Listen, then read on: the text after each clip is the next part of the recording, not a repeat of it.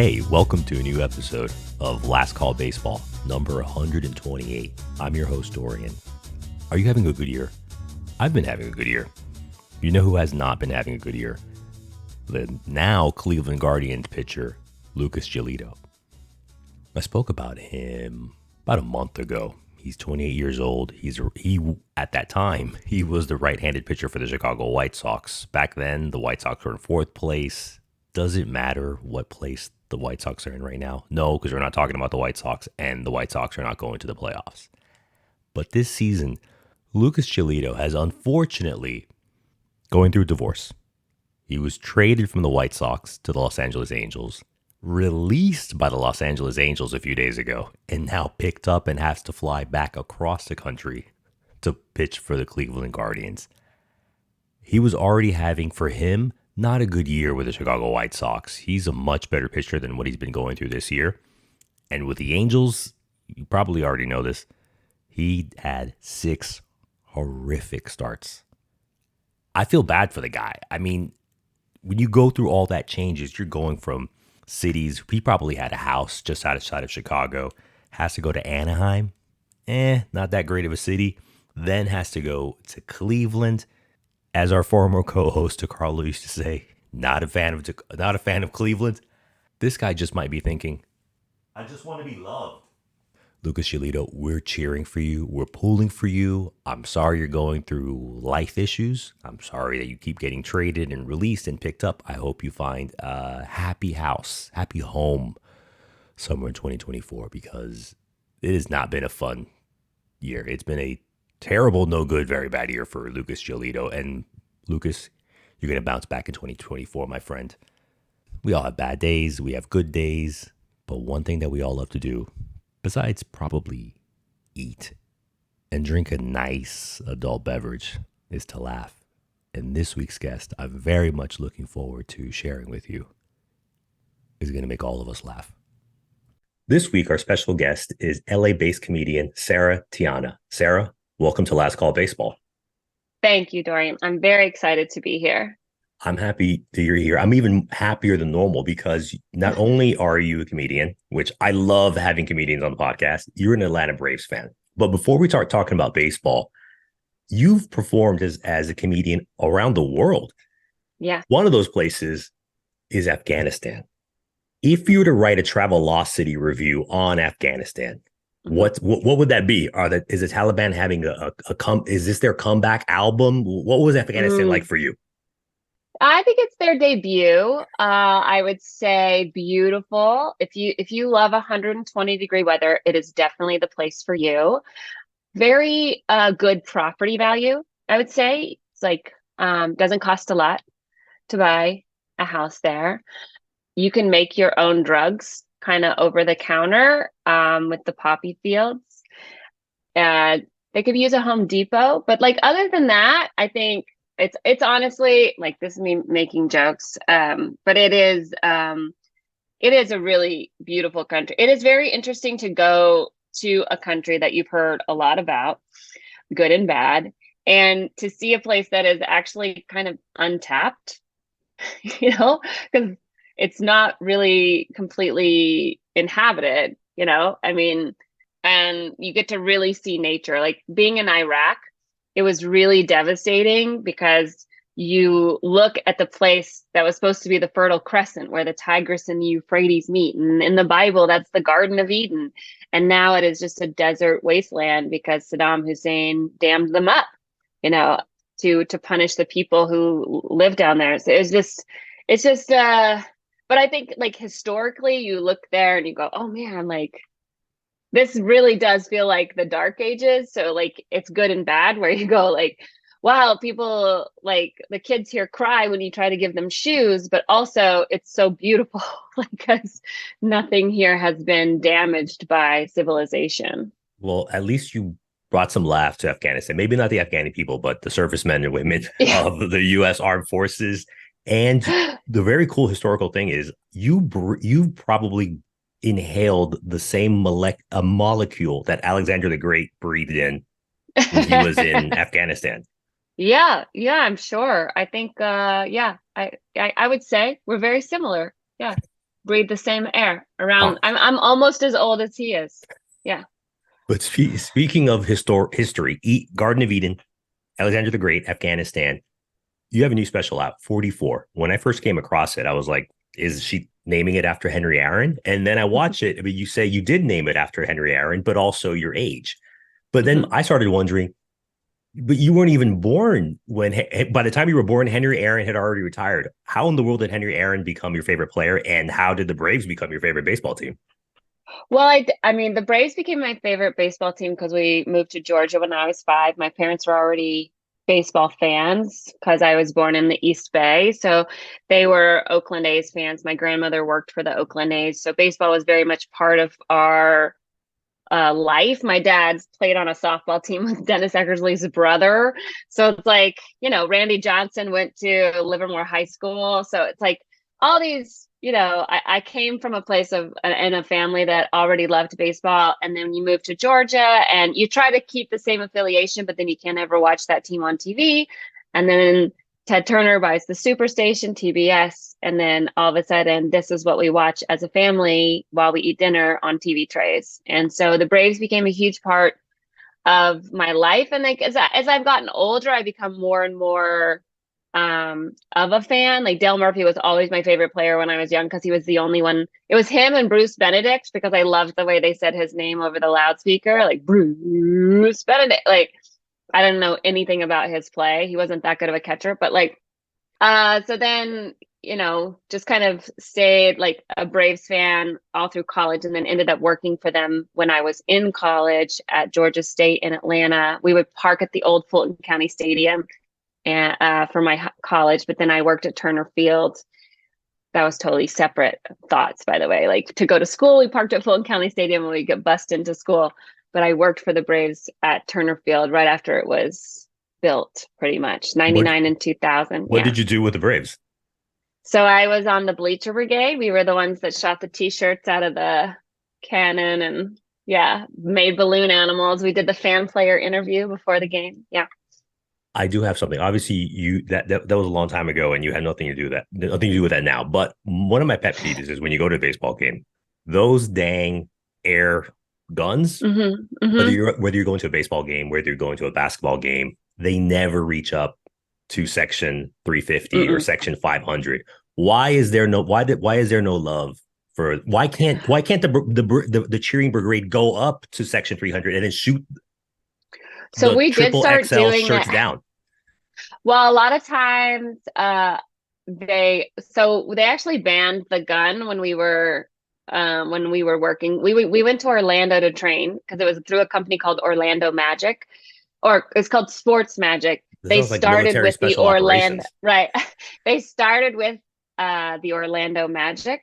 That was like their first contract. So we had to go I think we went to Orlando to train. Yeah, and that's where they taught you how to make balloon animals. They taught you how to walk on stilts and use the launchers and whatever. But the year before we went to train, someone died trying to like reach for a shirt from the top tier to the lower. In Atlanta So or in no, it was in Orlando? Cincinnati, I Oh, okay. believe. It was in Cincinnati that it happened. And so they were like, we don't even use the gun anymore. We don't want them to travel that far. Then we would go up to the upper levels to just throw them out. But you had to be pretty careful because you just don't want people reaching for something and falling and it'd be our fault. Like going for a foul ball is, like that's no one's fault. Like you're assuming that risk when you come in, but a t-shirt is something that's added. Like you don't go to a game expecting to try to reach for a t-shirt. So I think that was part of the liability issue, but I think that's why it's more of a safety issue than anything. I don't know. I mean, as a fan, you think of like this is between me and Jesus because as I've been going to Yeah, baseball games for over 30 years and I have never caught one of those triple caught it. XL shirts Yeah, or a foul or huge. a home run. Neither one of them. Oh, I have no see, idea why. Never. yeah, I don't think I've ever caught a foul ball. I've been hit by one. At because when I used to go to games, because I go to games by myself all the time. And I used to always sit near the bullpen so that I could see who was coming in because I'm keeping the book, right? And I want to know which relief pitcher is on deck. And when I was in San Francisco to watch the Braves play one time, when they built Pac Bell Park or whatever it's called now, they forgot to build the bullpen or the arm barn, whatever you call it. And so they had to put now they have one, but before it was just on the third base side and the first base side on the regular field. So I was sitting down there. I believe I was on the first base side sitting down there, and I'm, keeping the book, and I hear the crack of the bat, and I look up to see where the ball is, and I go, oh man, it looks like it's coming up, and it was a line drive, and it hit me right in the top of my thigh. Because I like moved to get out of the way. So it hit there and then it hit me in the stomach. And then the guys that I was sitting next to were like, we got a ball. And then they realized I was hurt and they go, you can have the ball. And so Freddie Freeman hit that one. Oh, that's and brilliant. Then I talked about it on Jay Moore's radio show the very next week. And so he's like calling out Freddie Freeman, like, you got to give Sarah Tiana a ball. You got to sign this. And so he ended up throwing me a ball when I was at Dodger Stadium the next week or that day or whatever. I don't even remember. And so then I ended up giving the ball that hit me in the leg to a friend, and he got Freddie to sign it. So I do have Freddie's signature on the ball that hit me in the leg. That is pretty cool. And you can very long story. Sorry. You can actually watch more Freddie Freeman because obviously he's with the Dodgers now. Ugh, well, I don't go to those. Ugh, no, I hate the Dodgers. I know, but Freddie Freeman, I mean, yeah, he's with the Dodgers, but that's something else. I like what you said about going to baseball games by yourself. As a baseball fan, that's underrated. One of the worst things to do is to go with someone, whether it's family, friends, or a date, who has zero interest in the game. Zero interest. That's the worst. The worst. So I have actually this year, I actually went to go see a LA Angels, Baltimore Orioles game by myself because I wanted to see Shohei Ohtani. It was fantastic. Fantastic. You know why? Cheaper. I can get whatever food I want. I don't care. I end up meeting people around me, which is usually because you were like, are you here by yourself? Like, yeah. And they go, oh, so it used to be a great way to pick up dudes, honestly. But now I don't have to do that anymore. But it was just so nice to not have to keep a conversation. Like I could just watch the game, keep score, be really into it. It was also nice that like no one saw me screaming, like, keep that bat off your fucking shoulder, Diaz. Like it was kind of nice to like not have to have people around me see me melt down while I watch them. Cause I get pretty intense. But still, when they come to town, my boyfriend lets me go to at least one by myself. And I usually get to go to more than one. And then we'll go to one game as a family. And then this year will be the first year I can really take my son to a game. We're actually going to see one in Atlanta next week because I have to go home to see my family. Have to.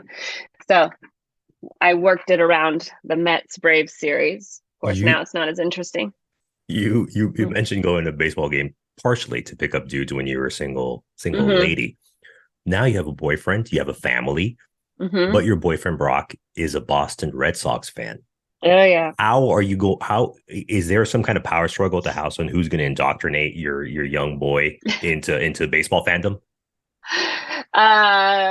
So Chris, that's his real name. Chris is like, yeah, we both, so my son's name is Cage. We named him after a batting cage. No, we named him after Nicolas Cage, but, he has a Red Sox hat and a Braves hat. We don't try to sway him either way. We just go, you can't be a Dodgers fan or a Yankees fan. That's really the only rule. You can like any other team, which means he'll probably love both the Dodgers and the Yankees. That's the way it goes. But he's more just, he doesn't understand how the game works because he's only 3.5. But he knows just all the players. So he knows their batting stance and how they stand. So he's constantly doing Ozzie Albies or Matt Olson. He loves the way Acuna stands with his foot up. Rafael Devers, Rafi Ding Dong, very obsessed with Devers and Justin Turner and Cassis on the Red Sox. So he also like will put a sucker in his mouth like here, like Devers does, because Devers always has So a bunch of gross. chew in his Oh, mouth. Yeah. So we're like, yeah, I know he does have a sucker. Yep, you're right. He has a sucker. I would suggest to keep him away from Red Sox fandom because right, Rafael Devers is disgusting. Every time you watch a Red Sox game and he's at bat, every 3 seconds he's spitting out. Yeah. It's disgusting. Two, Justin Ozuna does it too. Oh yeah, well, but Yeah, whatever. but he's not But he's as brave, so we kind of sure, sure. okay. Yeah, we look the other way. Sure. And then Justin Turner has that disgusting habit of basically just putting a bunch of tar on his bat, and he has So that much. black thing on his back. But having a 3.5-year-old boy, that he might think that it's okay to like wipe his poo poo on his back. So I would say Yeah. no Red Sox fandom for as long as those two Yeah. guys are on the That's Boston a good on idea. Boston. That's good. That's good. I'll bring that up. I'll see how that flies in my house. I saw that you had on another podcast you wore a Nakahoma hat, Hmm. and it was I had never seen one like that, and it was fantastic. Where in the world did you get that hat? I love hats. I love especially going into minor league games to get hats. But for obviously Hmm. major leagues, I really only have Braves hat. But that Nakahoma one was a blast from the past, and I don't want you to Yeah. get canceled either. Yeah. I mean, I actually don't know where I got it. I mean, I probably had it for 10, 15 years. I mean, I don't know. I've had so many Braves hats over the years. So I'm sure I either got it It at a it, it Braves game it's okay. You or can do the typical defense line. It's heritage, not hate. yeah, it's heritage. Yeah. Yeah, I don't know where I got it. I honestly don't know where I got it. It's either I Well, it was ordered it very cool. online I have or to commend it. well, thank you. Yeah, I mean I have the shirt too. I have an old Nakahoma shirt and I have two Nakahoma hats. And yeah, I'm kind of obsessed with the chop and the backlash about the chop. I'm kind of obsessed with it because it's always white people writing about it. So I'm like, you know, I would love to hear from a Native American about it, first of all. But also, every time they do interview people from the Eastern Band of Cherokee Indians, like, they're always like, we're really working on alcoholism and poverty and better education, but Right. all anyone ever wants to ask us about is a cheer. So we don't care. We say every year that we don't care. What we care about is human rights for our people. So I'm kind of obsessed with the argument. Like whenever people bring it up to me and they try to shame me, I just throw it back in their face. You're right. The Atlanta Braves actually do a really good job of. They actually have. I don't know about strong, but they certainly do have a good relations with the tribes of the Eastern Carolinas, because I know they've Oh done yeah. interviews with them, and it's so they really do make an Well, effort. they participate in their parades. They give money to their own baseball leagues. Like they have an entire month dedicated to the tribe at the Battery. They are season ticket holders. Like I don't know. In the government, you call that top cover. They got the Atlanta Braves have plenty of top cover. Yeah, I also don't feel like the word brave is like they don't believe it's derogatory and they go the chop is just like a dumb thing that they invented that Deion Sanders brought from Florida State. But like they never say anything about Florida That's State and true. they never say anything about the Kansas City Chiefs. That's true. Yeah. So It's ignore. just because we're in Georgia and like supposed to be the most racist, I guess. Speaking of Anyway, the we don't way have to you talk about that. I like how you blend baseball and comedy almost on a weekly basis. On a regular basis on your Instagram, you have a bit called Sarah Tiana digs the long ball. Hmm. I love that bit. It's like you do it for like 90 seconds, like less than 90 Yeah. seconds. You do like three jokes. They're very funny. I encourage everyone to see it. But we've heard how you've become a baseball fan because obviously it's inherited. How do you decide I want to make people laugh? I don't want to make people laugh. I want to entertain people. I love being the center of attention. I didn't decide that. I never thought I would be a comedian. I didn't grow up wanting to be a comedian. I grew up on stage acting in plays. And when I was in college, I realized I really did want to be an actor because you grow up in a small town in Georgia and you're doing tons of plays and acting, and everyone's like, Sarah, you're such a great actress. You'd make a great dental hygienist. And so, like, it's just not something that people think that you're going to do or is like a real career. And when I moved to Los Angeles after college, I studied abroad my senior year in college and studied theater in Paris, and I'm like, I'm going to move to Not LA. I'm going to be, Afghanistan. Not no, Afghanistan. not No study abroad as a Afghanistan. girl. No, yeah, they kind of discourage that. I mean, in Kabul they don't, but everywhere else they do. Kabul is pretty forward thinking. The way that Baghdad is like pretty forward thinking and progressive. Um, but everywhere else, just like America, where it's like the big cities, pretty progressive. Everywhere else, they're like, wait, y'all can vote. So that's once I moved to LA, everybody kept telling me how funny I was, and I thought, no one's ever told me I was funny. I mean, I always made people laugh, but I was usually making fun of them, and so they'd be laughing, and they'd go, "Oh, that's not funny. That's not funny." So I just heard that's not funny, and I didn't really think too much about it. And then somebody kept telling a friend of mine just kept saying, "You've got to do stand up," and I thought, well, I don't have a sitcom. I can't do stand up. I didn't really understand how it worked. And then I realized, oh, those people got a sitcom because they did stand up.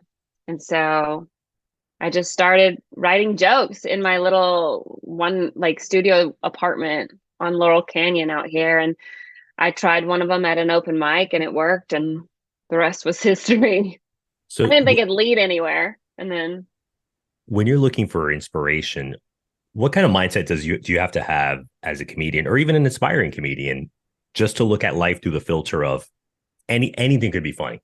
Like when you decide that's actually funny and I want to expand on it and write it down and this could potentially be a joke. I think the longer you do it, the more you realize what is funny and what is not. Like the more you go, I don't think that'll work. But then other things you go, oh, that's definitely a bit, right? But that takes years of being in the zoo, as I call it, because I feel like comedians are like animals at the zoo, right? Because when you go to a zoo, the tigers aren't chasing gazelle, right? They're just laying around waiting for something to eat, right? And then at night they come alive and they're like, now everything that I've been resting for all day is this is what I'm going to do.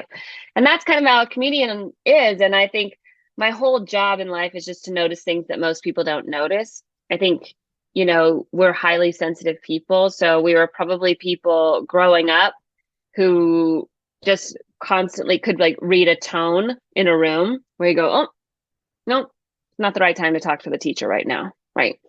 Oh, dad's not in a good mood. So I'm not going to ask him to go spend the night at a friend's house. You just kind of become highly alert and you just become an observer. You're constantly observing things. And I think that's what comedians are very good at. Like, some guy's walking down the street and he's got a mohawk and, tattoos all over his face and neck and piercings.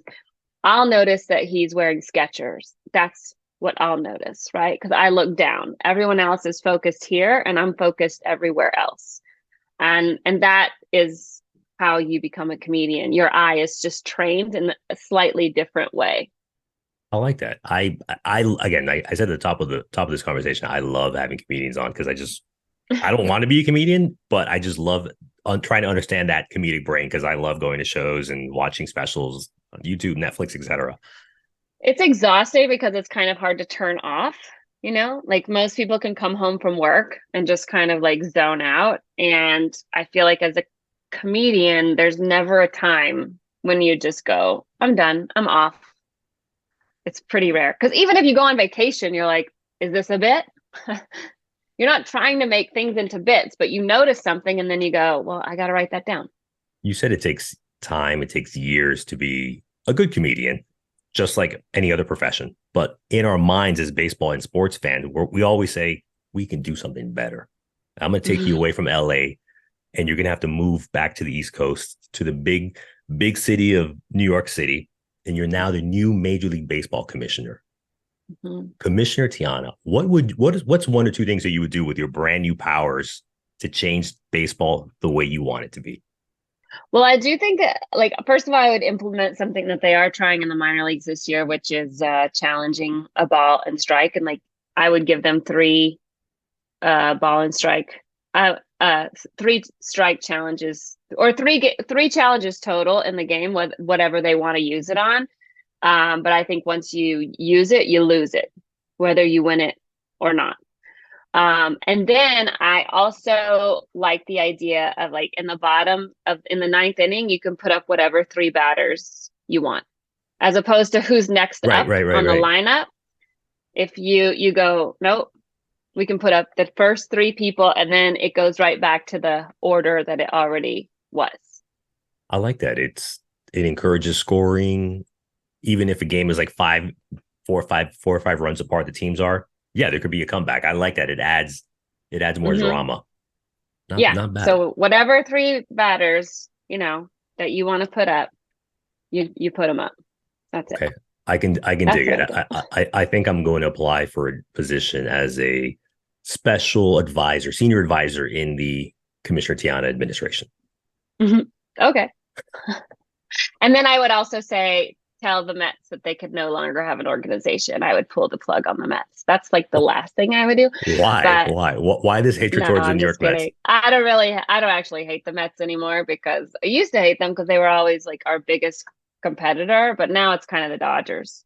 Now I just would pull the plug on the Dodgers. You're right. Every year, I always think that the Braves and the Dodgers are going to play in a National League Championship Series, and of the past 5 seasons, the 2 times they haven't even met in the playoffs is because they both stumbled against less worthy opponents. At the end of the day, they got beat. But yeah, I remember the Dodgers got knocked out by the Washington Nationals when the Nationals went on that run. The Braves got knocked out by the Phillies last year, and then the Cardinals, like in 2019 as well. Anyways, yeah, I totally agree. I genuinely think the Dodgers are the modern day rival over the past 5 years. Who did the Dodgers lose to last year? Was it the Padres that they ended up losing to? They lost in the divisional, which was great round. Because as soon as the Padres got Juan Soto and who else did they get at the trade deadline last year? They got Soto, Josh Bell. Yeah, and I go, I said, Dodgers fans should be shaking in their boots, and they all roasted me. Right? They all came after me, like, "Are you crazy? We're 13 games up on the division," and I'm like, ain't nobody said nothing about the division, dude. And I was like, all that matters is like they got better and you didn't. And boy, when they lost to the Padres, I couldn't wait to retweet all those heckles. It was so great. But I also think that it's such a hard place to be in when you are leading the division for the whole season. And then just like any team can catch fire in the playoffs. Like it doesn't matter. Like obviously the Braves are doing great, and we need to keep playing super hard so that we can get home field advantage. But anything can happen in September. Anything. Yeah, because in 2021, when they won the World Series, they weren't the best team in the National League. No, but it was we had just a 1% chance, July 31st. Yeah, like those 5 weeks in October that they were great. Yeah. Sarah, you used to be a waitress, the center of attention, the gatekeeper between food and happiness. And then you managed, and now you've become a full-time comedian. Waitress? Oh. Going from waitress to full-time waitress? I don't think so. Yeah. But if someone's going to go out, if someone actually is already in LA or is going to go out to LA to see a LA Dodgers game or fight traffic to go down to Anaheim to see an LA Angels game with Shohei Ohtani, what's a few places that you like, good local places for a food, drink, coffee, tea, ice cream that you like going to in the LA area? Well, there's the best breakfast place is called The Griddle. It's right there in West Hollywood, Sunset and Fairfax, I believe it is. It's only open till 3 p.m. There's always a line down the street, so get there early, get in and out. It's worth the wait. Big portions, but very delicious. There's a place called Katana that's right next to the Comedy Store. This is like, I only know a lot of restaurants around places that I work. So great Asian food restaurant, fantastic, great sushi, right next to the Comedy Store. So if you're coming to the Comedy Store, you like go and eat there, and then you just walk next door and you're good to go. And then there's a little place in Los Feliz called the Alcove Cafe and Bakery. It's in a house with a big outdoor patio, but they have something called a See's candy cake. Do you know See's candy? Very popular out here. But it's a bundt cake with buttercream frosting and little pieces of See's candy in it. And it's super moist and amazing. Probably the best slice of cake you'll ever have. It's like a sprinkles cupcake in cake form. I have a sweet tooth, and that sounds amazing. My sweet Yeah. tooth goes more towards ice cream, and I love the salt and straw. The Oh, one salt and straw. by the LACMA is Yeah. to die for. Salt and straw. Yeah, I tell people that I think, in my humble opinion, the two best national ice cream brands in the U.S. are Jenny's, originally from Ohio, and Salt and Straw they're from Oregon, if I remember, or Portland. Oh No, I yeah, think I don't Portland. Anyways, it know. doesn't matter. But They I have love one at sweet tooth. So downtown Disney now. you're speaking my language, and you're saying bunt cakes and sweets. Yeah, I know. I love sweets too. I'm a I'm a sweets girl. Here's my last question, Sarah. Mhm. Are when we put your prediction hat on, are we going to be able to attend an Atlanta Braves National League Championship Series game or World Series game in October? Where do you see this Braves team come playoff time? I mean, I think it's all going to depend on the momentum that they're able to keep.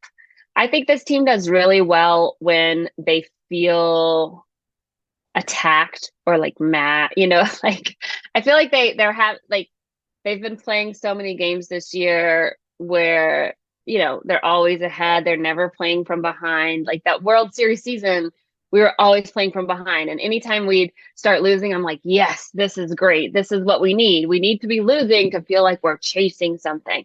This team is completely different. We're the best. We've been the best all year even through injuries, we just can outscore people. So like, yeah, our starting pitcher, whoever it is, we're just kind of rolling the dice every day. Like, oh, I don't know who's starting. What about you? You in the crowd, do you want to pitch? Like, we don't care. We'll just score enough runs so that the other team has to pitch harder. So I I never I'm really too superstitious to say that we will win the World Series or like be in the World Series or I just want us to keep our momentum throughout September and keep our fight. I think the best thing for this team is to hear that like, hey, people who have the best record in baseball don't always win the World Series, and it's probably not going to be you guys. Sorry, it's probably going to be Philly again. Like, we really need that to keep our heads in the game. So I'm going to see how it's all going to determine how they play when they come back from having a bye. I think we need to tell Ronald Acuna Jr. that some random dude at the comedy store is making fun of him so that he can Yeah. finish the season strong and Mm-hmm. play pissed off in October. By the way, last year I made it a point to take. I already knew I was going to take time off. I put money aside to go see a World Series or National League Championship game in Atlanta, and they got knocked out by Philadelphia. So that was pretty disappointing on my end. Nevertheless, Yeah. As long as Sarah, it's not Philly or the Dodgers, I don't care who gets in there. I actually wanted to go out to LA because I knew we were gonna play LA in the National Championship Series. And I was like, I'm gonna go out to LA for at least a game. Didn't happen. Nevertheless, Yeah. we'll see what happens in October. Sarah, I want to thank you so much for joining me and having this very fun conversation. Let us know where we can find where we can see where we can see your stand up and any social media that you want to share with us. Sure. So I'm on Twitter, Instagram. It's just at Sarah Tiana, Sarah with an H, Tiana with a Tiana. My special 44 is on YouTube, so you can watch it there. And then every Monday I do on my Instagram, I do Sarah Tiana Digs the Long Ball. They're still all up there, so you can watch them all on my Instagram or TikTok, wherever it is you like to watch videos. I had a good time talking with Sarah Tiana. Check out her YouTube stand-up special.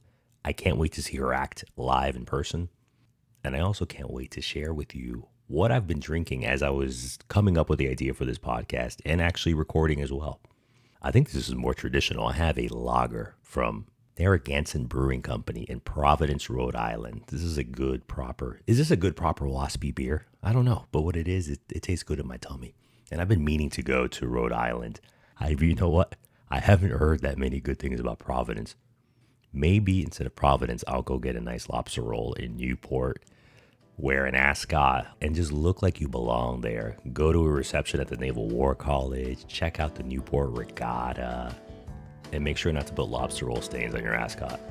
Thanks for listening to Last Call Baseball. Be great and get home safe.